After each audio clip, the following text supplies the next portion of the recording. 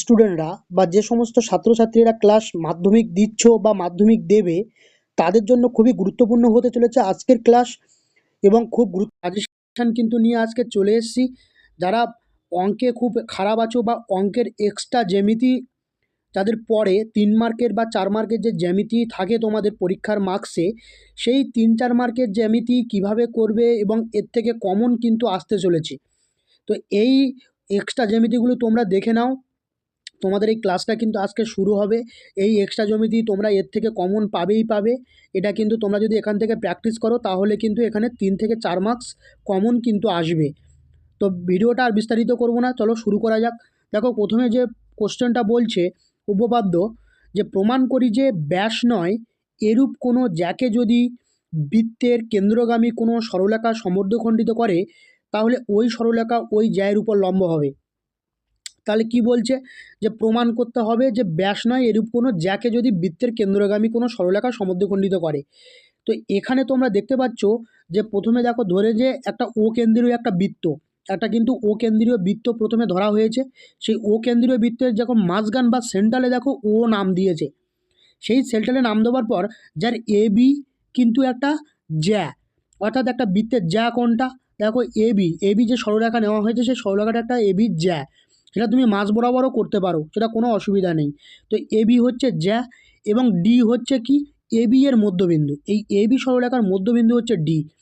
তাহলে এডি সমান সমান ডিবি। তাহলে এডি যার মাপ, অর্থাৎ এডি যেটুকু মাপ তখন ডিবি সেটুকুই মাপ হবে। তাহলে প্রমাণ করতে হবে ওডি হচ্ছে এবি এর উপর লম্ব।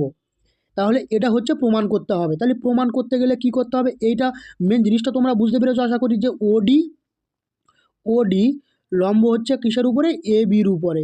এ এ বি এর উপরে ওডি হচ্ছে লম্ব। তো আশা করি এই জিনিসটা তোমরা বুঝতে পেরেছো।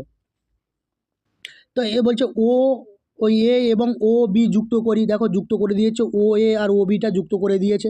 দিয়ে কি হচ্ছে, ত্রিভুজ ও এ ডি একটা ত্রিভুজ, দেখো ও এ ডি একটা ত্রিভুজ হচ্ছে আর ও ডি বি একটা ত্রিভুজ হচ্ছে। তাহলে ও এ সমান সমান ও বি, ও এ সমান সমান ও বি, এটা একই বৃত্তের ব্যাসার্ধ।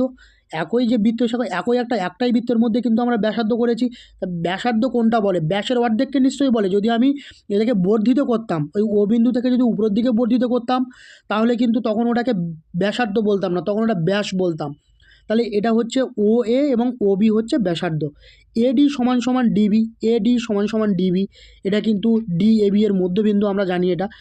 তাহলে কি বলছে দেখো এখানে ও এ ডি আর ওডি হচ্ছে সাধারণ বাহু, এটা হচ্ছে সাধারণ বাহু ওডি, যেটা মধ্যবিন্দু থেকে টানা হয়েছে, মধ্যবিন্দু নেওয়া হয়েছে, ওটা সাধারণ বাহু।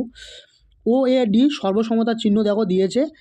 ও ডিবি এটা সর্বসমতা অনুসারে কিন্তু বাহু বাহু অর্থাৎ এস এস এস শর্তানুসারে, অর্থাৎ সর্বসমতার অনুসারে কিন্তু এটার কিন্তু ও এ ডি সর্বসমতা ও ডিবি এটা করতে হবে। তাহলে কোণ উৎপন্ন হচ্ছে কোনটা, ও ডিএ, ও ডিএ একটা কোণ, আবার ও ডিবি একটা কোণ, এটা সর্বসম ত্রিভুজের অনুরূপ অংশ।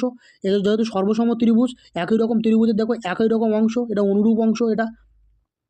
তো এখানে সর্বসম ত্রিভুজ যেহেতু ও ডি এ বি এর উপর দণ্ডায়মান হয়ে সমান কোণ উৎপন্ন করেছে, তাহলে ও এ ডি সমান সমান ও ডিবি সমান সমান এক সমকোণ। এক সমকোণ মানে কত, এক সমকোণ মানে হচ্ছে 90 ডিগ্রি। তাহলে ও এ ডি দেখো এই ডি এর কোণ এখানে কিন্তু 90 ডিগ্রি উৎপন্ন হয়েছে, আবার ও ডিবির ক্ষেত্রে দেখো ডি এর এই সাইডেও কিন্তু 90 ডিগ্রি উৎপন্ন হয়েছে। তাহলে ওই জন্য বলেছে তুমি এক সমকোণ না লিখে 90 ডিগ্রিও লিখতে পারো। তাহলে ও ডি এ সমান সমান ও ডিবি সমান এক সমকোণ। তাহলে এখানে আমরা লম্ব প্রমাণিত হয়ে গেল, ওডি লম্ব এ বির উপর লম্ব, তাহলে এটা আমরা প্রমাণ করতে পারলাম। তো এর পরবর্তী দেখো আরেকটা যেটা আছে সেটা কি বলছে, কোনো বৃত্তের একটি বৃত্তচাপের দ্বারা গঠিত সম্মুখ কেন্দ্রস্থ কোণ ওই চাপের দ্বারা গঠিত যে কোনো বৃত্তস্থ কোণের দ্বিগুণ। দেখো এটাও কিন্তু তোমাদের এক্সট্রা জ্যামিতিতে কিন্তু 4 মার্কসে আসতে পারে। এই জ্যামিতিগুলো বাড়িতে প্র্যাকটিস করো, প্র্যাকটিস করলে কিন্তু এখান থেকে তোমরা কমন পাবে। বলছে কোনো বৃত্তের একটি বৃত্তচাপের দ্বারা গঠিত সম্মুখ কেন্দ্রস্থ কোণ ওই চাপের দ্বারা গঠিত যে কোনো বৃত্তস্থ কোণের দ্বিগুণ। এটা কিন্তু খুবই ইম্পর্টেন্ট। এটাও দেখো এখানে বৃত্তস্থ কোণ এঁকেছে, বৃত্ত এঁকেছে, বৃত্তচাপের দ্বারা কীভাবে কী এঁকেছে দেখতে পাচ্ছ তোমরা। সেই বৃত্তচাপ বলছে ও কেন্দ্রীয় বৃত্তের বৃত্তচাপ কোনটা, এপিবি। এপিবি হচ্ছে বৃত্তচাপ। ও কেন্দ্রীয় একটা বৃত্ত নিয়েছে, ও কেন্দ্রীয় দেখো ও দেখতে পাচ্ছ প্রথম ছবিটাতে দেখো ও কেন্দ্রীয় বৃত্তের এপিবি একটা বৃত্তচাপ, ছোট্ট করে বৃত্তচাপ নিয়েছে। এ ও বি কেন্দ্রস্থ কোণ, বলছে এ ও বি এটা হচ্ছে কেন্দ্রস্থ কোণ মানে ভেতরের কোণ, আর একটি বহিস্থ কোণ হচ্ছে এ সি বি হচ্ছে বহিস্থ কোণ। দেখতে পাচ্ছ তোমরা, তাহলে প্রমাণ করতে হবে যে কোণ এ ও বি সমান সমান 2ACB, কোণ এ ও বি সমান 2ACB, এটা প্রমাণ করতে হবে। তোমরা যে কোনো একটা চিত্র এখানে কিন্তু করতে পারো, যে কোনো চিত্র নিয়ে তোমরা কিন্তু এটা করতে পারবে, আশা করি করতে পারো, তুমি যেভাবে এটা করতে পারো যে কোনো চিত্র নিয়ে। তাহলে কি বলছে এখানে, দেখো এখানে প্রত্যেকটা জিনিস কিন্তু পাই টু পাই দিয়ে দিয়েছে, এখানে তোমরা কিন্তু করতে পারবে।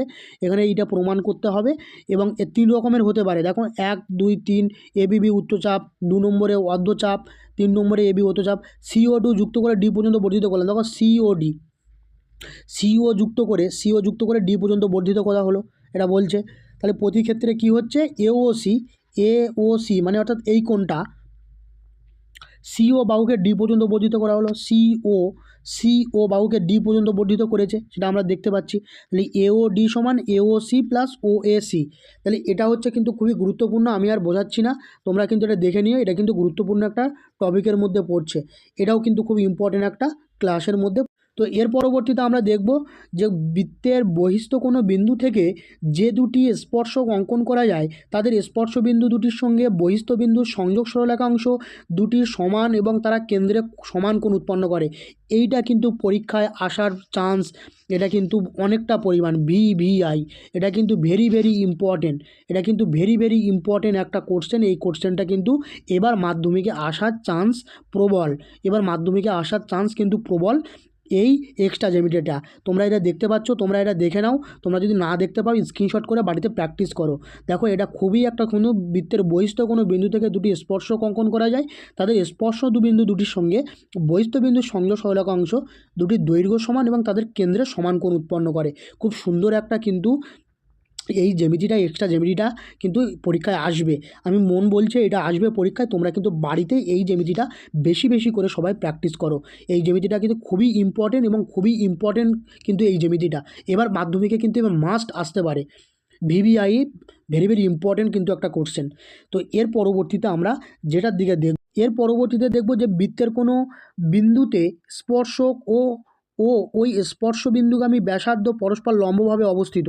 তো তোমরা দেখতে পাচ্ছ ছবি সহ কিন্তু প্রমাণ করতে হবে OPAB, দেখো OP ও AB স্পর্শক এবং OP পি বিন্দুগামী ব্যাসার্ধ, তাহলে OP কি বলতে গেলে পি বিন্দুগামী ব্যাসার্ধ, কিন্তু এটা কিন্তু তোমাকে এই যে OP এটা হচ্ছে ব্যাসার্ধ, এটা একটা ব্যাসার্ধ, এটা কিন্তু নট ব্যাস, ব্যাসের অর্ধেককে বলা হয় ব্যাসার্ধ, এইটা কিন্তু প্রমাণ করতে হবে। তাহলে আশা করি OP লম্ব ABর উপরে, OP লম্ব যে প্রথম যে অঙ্কটা করলে সেই অঙ্কের অনুকরণে কিন্তু এটা করা। তাহলে বৃত্তের কোনো বিন্দুতে স্পর্শক ও স্পর্শবিন্দুগামী ব্যাসার্ধ পরস্পর লম্বভাবে অবস্থিত, এই কোশ্চেনটাও ভেরি ভেরি ইম্পর্টেন্ট, এটাও কিন্তু ভেরি ভেরি ইম্পর্টেন্ট একটা কোশ্চেন। তো আশা করি তোমরা এই জিনিসটাকে আমি আর বোঝাচ্ছি না, যদি কারো বুঝতে অসুবিধা হয় অবশ্যই কমেন্ট করো, আমি তোমাদেরকে পরবর্তী কোনো ক্লাসে এগুলো নিয়ে বিস্তারিতভাবে আলোচনা করব।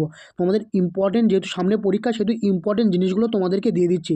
বৃত্তের কোনো বিন্দুতে স্পর্শক ওই স্পর্শ বিন্দুগামী ব্যাসার্ধ পরপর লম্বভাবে অবস্থান করবে, এই সংক্রান্ত জিনিস কিন্তু তোমাদেরকে পরীক্ষায় আসতে পারে। আশা করি তোমরা এটা বুঝতে পারছো।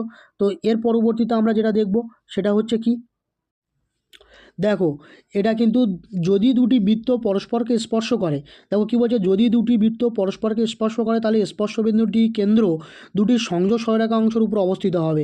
তাহলে দুটি বৃত্ত, দেখো এখানে দুটো ছবি দিয়েছে, তুমি যেভাবে ইচ্ছা করতে পারো, এই দুটো ছবির মধ্যে কিন্তু একটা ছবি বলতে পরস্পর স্পর্শ করে, দেখো এভাবেও স্পর্শ করতে পারে আবার এভাবেও স্পর্শ করতে পারে, করার পর বলতে পারছে তাহলে স্পর্শবিন্দুটি কেন্দ্র দুটি সংযোগ, তাহলে স্পর্শবিন্দু কোথায়, একদম মাঝ বরাবর এইখানটায় স্পর্শবিন্দুটি কী বলছে সংযোগ সরলরেখাংশের উপর অবস্থিত হবে। তা সংযোগ যে সরলরেখাংশ, এই যে লাল কালারের যে দাগটা দেখতে পাচ্ছ, সেই সংযোগ সরলরেখাংশের উপর কিন্তু অবস্থান করবে। তাহলে এখানে কিন্তু দুটো বৃত্ত, একটা বৃত্ত, কেন্দ্রীয় বৃত্ত, একটা OB কেন্দ্রীয় বৃত্ত নেওয়া হয়, পি বিন্দুতে স্পর্শ করছে, দেখো একটা বিন্দু, এই পি বিন্দু। তো AP ও B সমরেখ, APB সমরেখ মানে সমরেখ মানে একই রেখায় অবস্থান করছে, ওই জন্য বলছে সমরেখ।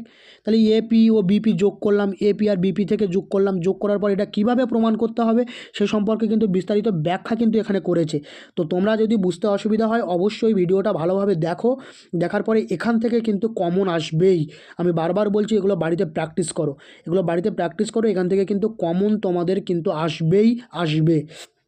তো এর পরবর্তীতে আমরা আর একটা দেখব।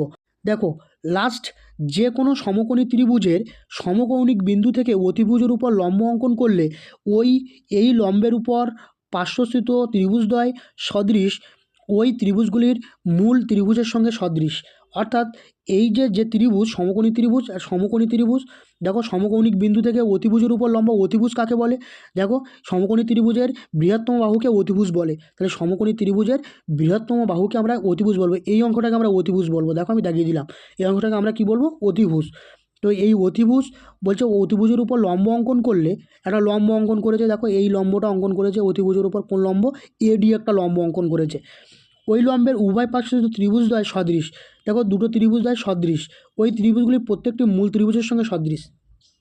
তুমি যদি এটা ত্রিভুজ দেখতে পাচ্ছ এখানে, দেখো ডিবিএ এটা পরস্পর এবিসি এটাও কিন্তু পরস্পর সদৃশ।